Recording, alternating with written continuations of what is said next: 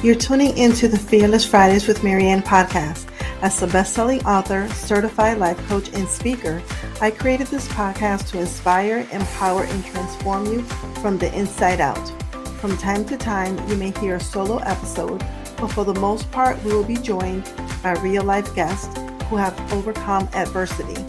But as they have done the work, today they are thriving. So grab your pen and paper as we get started and learn firsthand tips and tricks to change the trajectory of your lives so we can live a free, fearless, and fabulous life. Hello, everyone, and welcome back to another episode of Fearless Fridays with Maryann. I am your host, Maryann Rivera-Dannert, and I am the owner and operator of MRD Empowerment Solutions. And today we have an amazing young lady with us. So without further ado, let's bring her on and meet her. Hello, how are you? Good, Maryann. How are you? Good, thank you. So let's get started. Tell us your name and a little bit about yourself. Sure. My name is Marsha Lake. My business is Marsha Lake Secretarial Services. I'm from Sydney, Australia. Born in London, was there for 16 years and came out to Australia. And my business has been established for the last 41 years. Oh, wow. That's awesome. So can you share a little bit about your journey and what inspired you to create a secretarial business? Okay. I've been a secretary for many years. I started as a junior and built up to an executive secretary. I was looking after many staff and had very responsible positions. Really enjoyed what I was doing, educating myself into my area.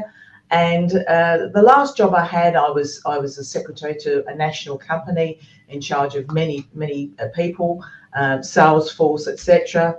And I became pregnant, and the boss I had was not a very pleasant man.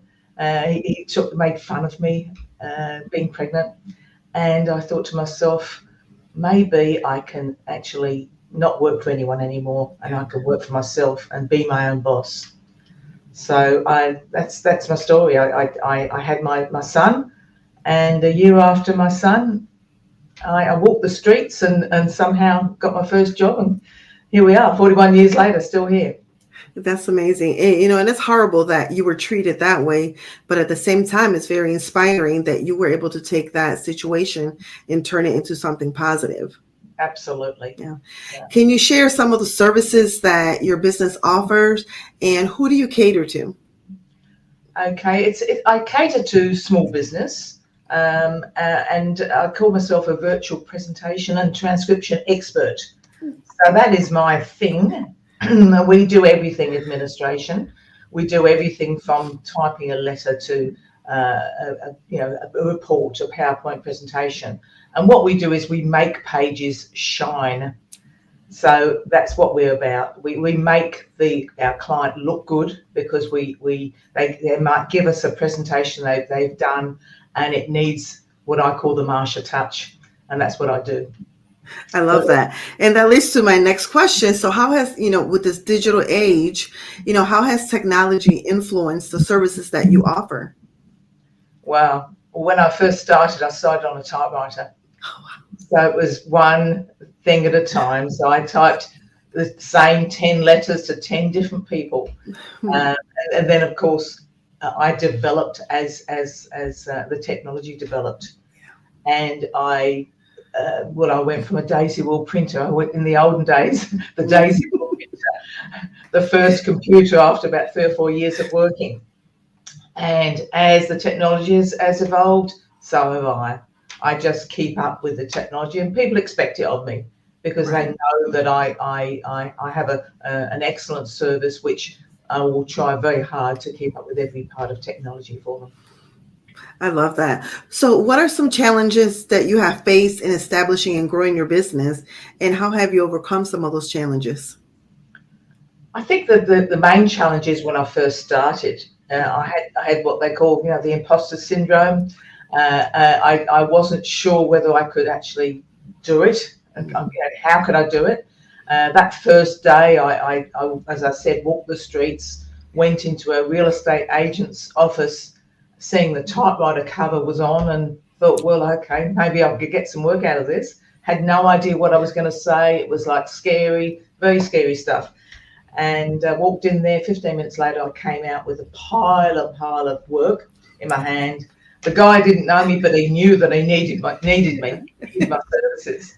So that's one of the challenges of getting out of that imposter syndrome and speaking up for myself and just showing people what I can do for them. So were there any tools or any techniques that you implemented to help you overcome that imposter syndrome? I think meeting people, I think starting in the networking arena, that helped me a lot. When I went to my first networking group in probably about 1999, I had to talk in front of 25 people. And it was like, how can I do this? But then I just did it. I just didn't think about the fact that people were in the room and just did it. And I think I did a pretty good job too at the time. I surprised myself, actually. And I think that the more you continue to do something, the easier it gets and the less you deal, that imposter syndrome kicks in. Absolutely, yes, for sure. Yeah. How do you, stay updated with the latest trends and technologies growing relevant to your business? I read a lot. I talk to people. I just keep up with it. I go on obviously on social media. I belong to different groups. I've got a couple of ladies groups I belong to, and I ask questions. And if I want to know about StreamYard or any program, I ask someone. If I don't know, I ask. That's important. So when you and I connected, it was in the Women's Speaker Association group, and we're both collaborating on a book that's coming out in early 2024. So can you share the title of your chapter and what inspired you to say yes and share a little bit about your story? Well, okay, my chapter is called Perseverance and Tenacity, which is obviously what I'm about. And I've gone through a lot. I've gone through, as I said, from on a typewriter to a computer to just finding my way around, not having run a business before, and just doing it. And that's what it's all about. So and I felt that I had something to give. I had a website which had some of my story. Saying about walking the streets to find a job, but I didn't actually express myself in the way I wanted to be known and to be visible for. And so I felt, okay, well, I probably got something in me, but it was scary. I wasn't sure whether I had the content to do it and whether it'd be interesting for the reader to actually read my story. Yeah. But as I went on, it wasn't just about my story. I was actually talking about trying to give back to people and showing them what you can do. Right. And as you said earlier, it was a negative that I had on that job that I wasn't happy with. And I turned it into a positive and running my business for the last 41 years. Yeah, that's awesome. Is this your first time that you've, published, or have you written other books? Absolutely the first time. And it's like, that first time I pressed that button, that email to actually, it was like, what am I doing here? But I really wanted to do it. And that's what I felt happy doing it. Yeah, that's awesome. Do you think that you will write another book, maybe a solo book? Maybe. I have actually put my name down to be in the 2025 Voices, nice. 21st Century. So I've already said yes to that one. So I'm pushing myself. Maybe I just have to think about it. Right. Your life gets in the way sometimes. You can't always get there, but I'm pushing towards that goal. Yes. Awesome. That's beautiful. So as a business owner, how do you balance the demands of running a business and taking care of yourself? I think in the early days it was looking after myself, and obviously I had that by that time I had my husband and 2 children. So that was a balance in itself, because at most times I was working before they woke up, and I was working during the day, obviously, and also at night when they went to bed. So that was that balance then. Now, my children are older. So I think it's a matter of not making your business be your slave sort of thing. You have to think about yourself. If you want to go out for coffee with friends, you have to make that effort to do it. You have to plan your day even more. I mean, I am an organised person, but you have to plan your day and take time out to even just go for a walk, or just, as I said, meet a friend, go for lunch, and even just talk about business, but just in a positive way, right. And it makes you feel good. I think exercise is one of the main criteria that I try very hard to do. That's awesome. So you are on the Fearless Fridays podcast. How are you living a fearless life, and what does living fearlessly mean to you? I think fearlessly for me is not being scared about going to the next step, which I'm doing right now. I'm becoming a co-author, which is exceptionally exciting. It is. Trying new things. I love podcasts, so going on more podcasts and just spreading my word around of what I do, but I want to give back. I want to give back to people, and people in business that perhaps need help. They just are either stuck, or they're starting a business and they don't know what to do or how to start it. So I really want to be a mentor. That would be my thing, because I've got a lot of experience that I can help people. I'm very compassionate. I'm the type of person that you can talk to, and I would help them in any way I can. That's what I do. That's awesome. So aside from our book coming out, what else are you looking forward to in 2024? I'm just looking forward to new challenges.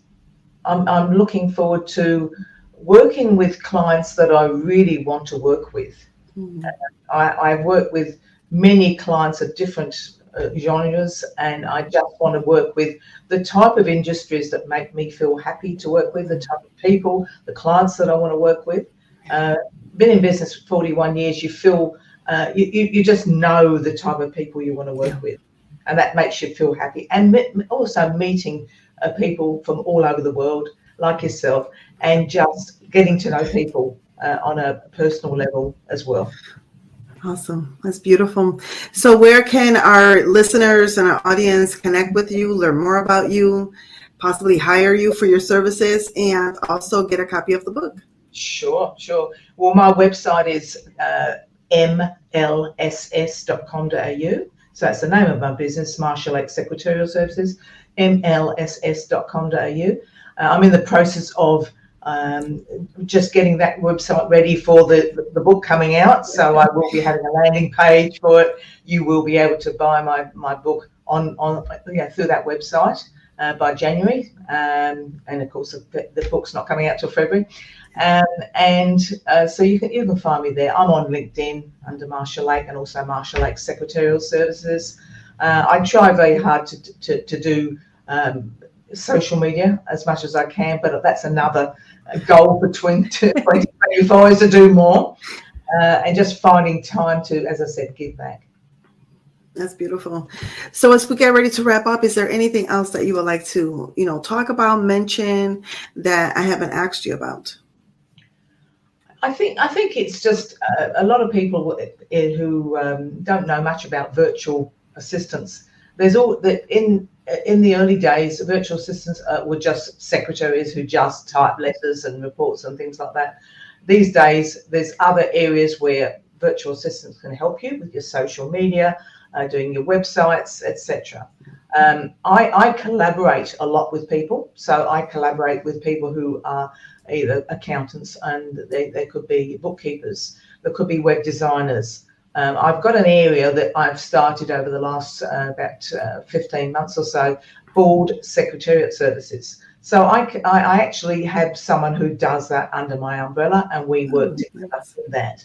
So I find companies I can work with that are actually complementary to my business, I will do a collaboration with them, and we work together. And that means that my clients have a greater range of services that I can offer them besides what I do and my assistants do as well. Do you find it that sometimes, probably in the beginning when you first started, that it was hard for people to understand the concept of having a virtual assistant?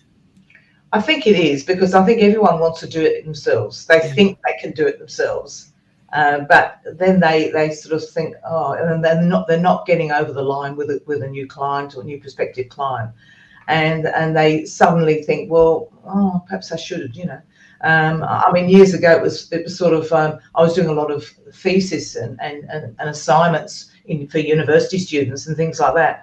And they were actually told they cannot handwrite anything and they have to have it typed in a professional way. So there was a lot of work in those early days doing that type of work. And it's the same now, where people do presentations and they realise that, once I talk to them, explain what I can do, how I can make it look nice on the page, etc., then they think, okay, well, we'll give it a go. And then they went, wow, So we have the wow factor going on when I start helping them. Yeah, that's awesome. That's beautiful. Well, thank you so much for being with us today and for sharing a little bit about your story.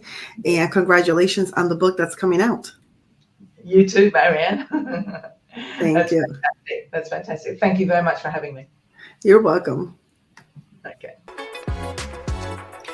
Thank you so much for listening to the Fearless Fridays with Maryann podcast.